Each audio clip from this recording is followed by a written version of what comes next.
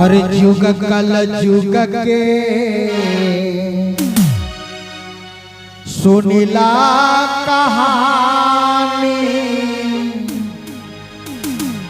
देखी देखी अखिया में आवेला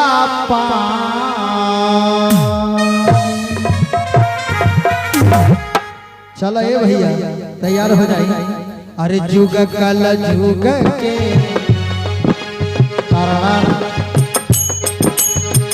जुग कल जुग के सुनिला कहानी, देखी देखी अखिया में आवेला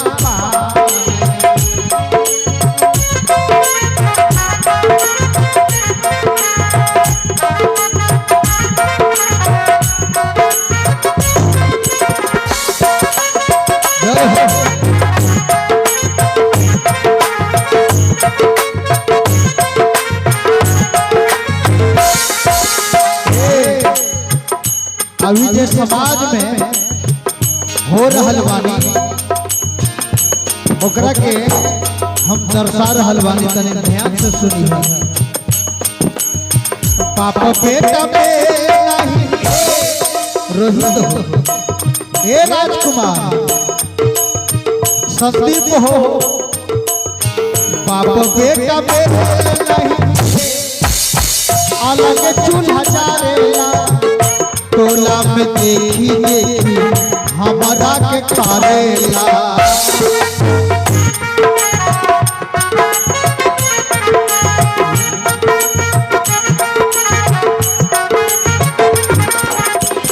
बाप बेटा मेल नहीं अलग चूल्हा जारेला, टोला में देखी देखी हमारा के कारेला।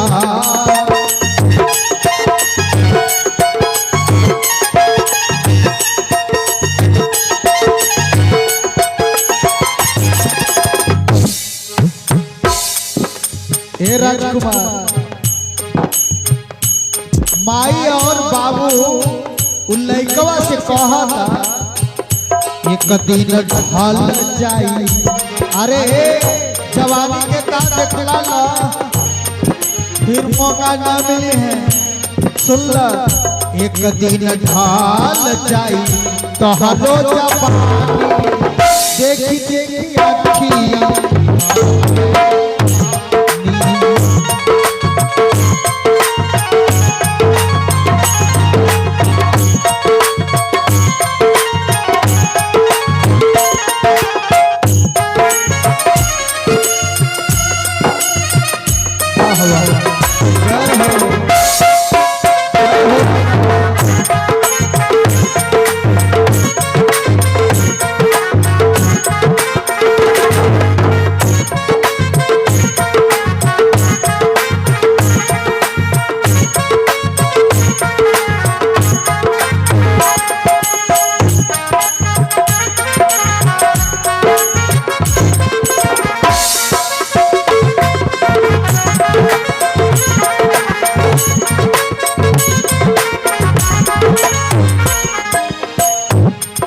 ध्यान से सुनिए ये भैया। दूध वाला गली गली घूमेला, दारू वाला ठेका पर बड़ा भीड़ लागेला।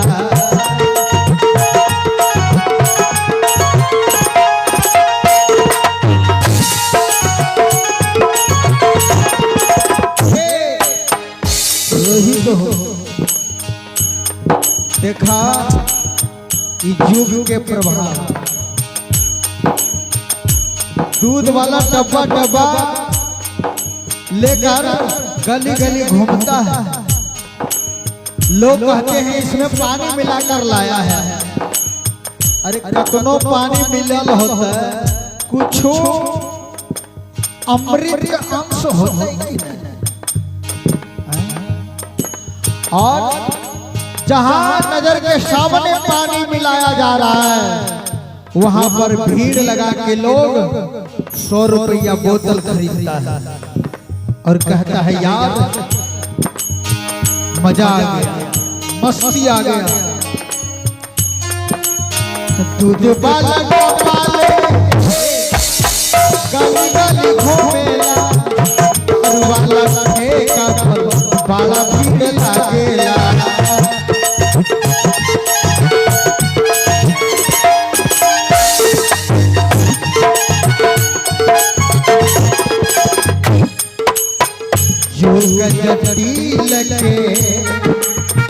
जोग जटील के यही है निशानी।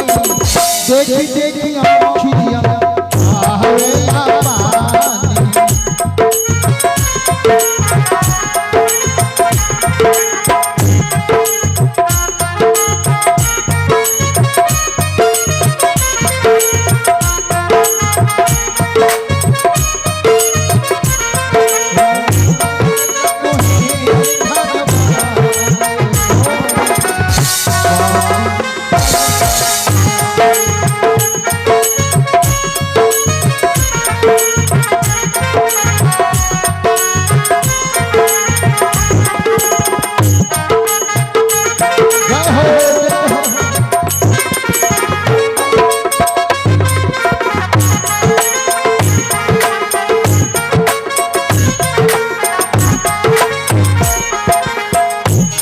आखिरी बंद बाए बबुआ काबेल सुशीलवा कही के सुनावेला। जवानी के करनी बुढ़ारी पछतावेला।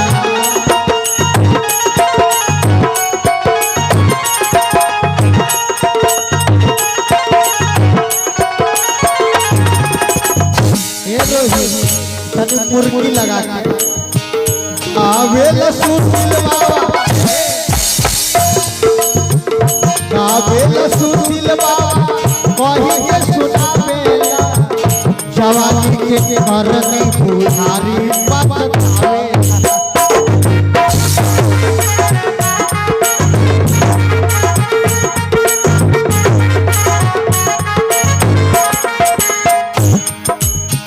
नाम कर जगवा में